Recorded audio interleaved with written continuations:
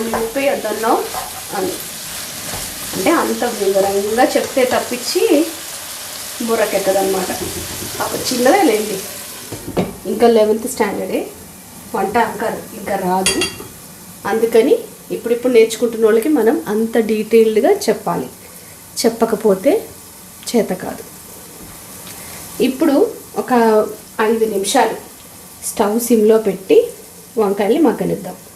Maximum నీళ్ళు పోయాల్సిన అవసరం అయితే రాదు.